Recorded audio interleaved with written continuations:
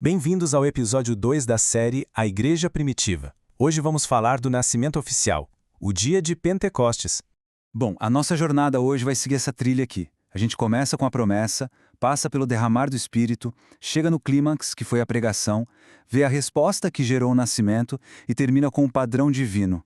É como uma escada, sabe? Cada degrau levando para o momento mais importante. E já vou dar um spoiler: o ponto alto não é o que a maioria das pessoas imagina. Então, vamos lá. Para a gente entender o Pentecostes, a primeira coisa é saber que ele não aconteceu do nada, sabe? Não foi um evento aleatório, um acidente cósmico. Pelo contrário, ele foi o cumprimento de uma promessa muito específica. Uma promessa que o próprio Jesus fez para os discípulos lá em Atos capítulo 1. Tudo já estava, digamos assim, roteirizado. E a promessa era essa aqui, olha que forte.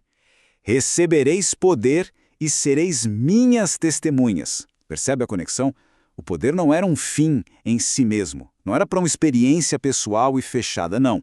O poder tinha um propósito muito claro, uma missão: transformar aqueles discípulos em testemunhas, dar a eles o combustível para levar a mensagem de Cristo para o mundo todo. E então, a promessa se cumpre. Chegamos em Atos capítulo 2. Imagina só a cena. Os discípulos estão lá, todos juntos em Jerusalém, esperando. E, de repente, o poder prometido chega. E ele não chega de fininho, não. Chega de uma forma, uau, extraordinária.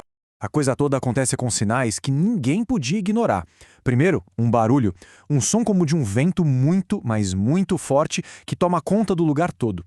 Depois, algo visual, como se fossem chamas, umas línguas de fogo que pousam sobre cada um deles. E aí, o mais impressionante de tudo, eles começam a falar em outras línguas. É óbvio que isso chamou a atenção de todo mundo que estava por ali. A multidão se junta, sem entender nada, numa mistura de espanto e confusão. Mas aqui tem um detalhe fundamental que a gente precisa entender bem. O que aconteceu ali não foi uma bagunça, um monte de gente falando coisas sem sentido. Não era um barulho caótico.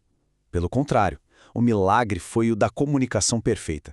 Cada pessoa ali, vinda de uma nação diferente, ouvia a mensagem sobre as grandezas de Deus na sua própria língua. Entende o sinal? Era Deus mostrando que estava juntando gente de todos os povos através de uma mensagem clara e compreensível. E claro, a pergunta que não queria calar na cabeça de todo mundo era essa. Tá, mas o que significa tudo isso? A galera estava de queixo caído, perplexa. Que história é essa de vento, fogo e de repente todo mundo entendendo o que eles falam? Essa pergunta é o gancho perfeito para o que vem a seguir, o verdadeiro evento principal do dia.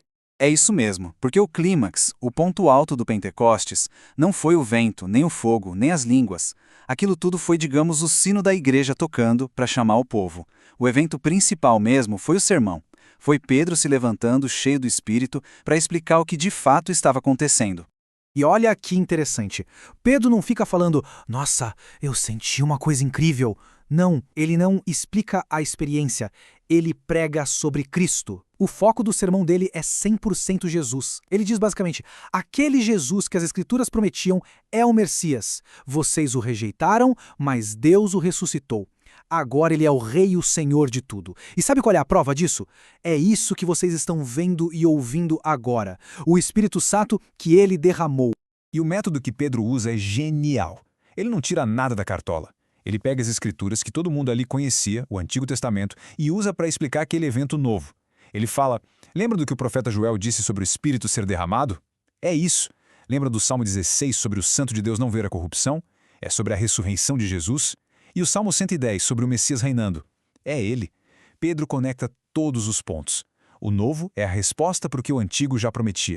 Isso nos leva a uma verdade central, talvez a mais importante de todas.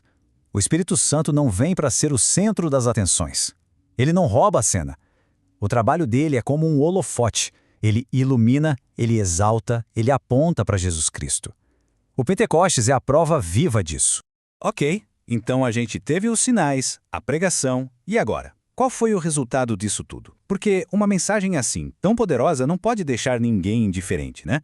A reação da multidão foi o que deu origem a tudo. A Bíblia diz que ao ouvir a pregação de Pedro, as pessoas sentiram o coração compungido. Essa palavra é muito forte. É como se o coração delas tivesse sido atravessado, cortado. A ficha caiu, elas entenderam a gravidade de terem rejeitado o Messias. E seu Espírito Santo pegando a palavra e aplicando direto na consciência. E a pergunta que eles fazem não é mais de curiosidade, é de angústia. E agora? O que a gente faz? A resposta de Pedro é direta. Arrependam-se e sejam batizados. E o resultado? Dá uma olhada nesse número. Naquele único dia, quase 3.000 pessoas acreditaram na mensagem, foram batizadas e se juntaram àquela comunidade. Ali, naquele momento, a Igreja de Cristo nasceu de forma visível e explosiva.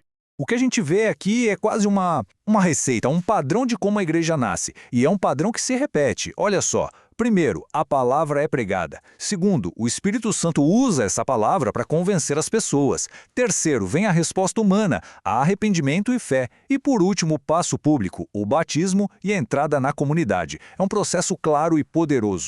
Então, para a gente ir fechando o raciocínio, qual é a grande lição de Pentecostes? Qual é a fórmula de Deus para construir a sua igreja? É algo surpreendentemente simples, mas extremamente poderoso. Resumindo, então, o que a gente aprende. Primeiro, a igreja não nasce de experiências vagas. Ela nasce e cresce com a pregação do Evangelho. Segundo, o Espírito Santo não é uma força aleatória. Ele trabalha aplicando essa palavra no coração das pessoas. Terceiro, conversão de verdade mexe com a gente por dentro. Envolve arrependimento e fé. E por fim, tudo isso volta lá para o começo, para Atos 1:8, a missão de ser testemunha está no DNA da igreja. No fim das contas, se a gente pudesse colocar o Pentecostes numa equação, seria essa aqui. Espírito mais palavra é igual à igreja. Pensa bem, só o Espírito, sem a palavra, pode virar uma confusão, cada um sentindo uma coisa. E só a palavra, sem o Espírito, vira só um livro de regras, sem vida, sem poder. É a união divina dessas duas forças que constrói a igreja. Foi assim lá e é assim hoje. No episódio 3, veremos a rotina dessa nova comunidade. Os 4 pilares de Atos 2:42.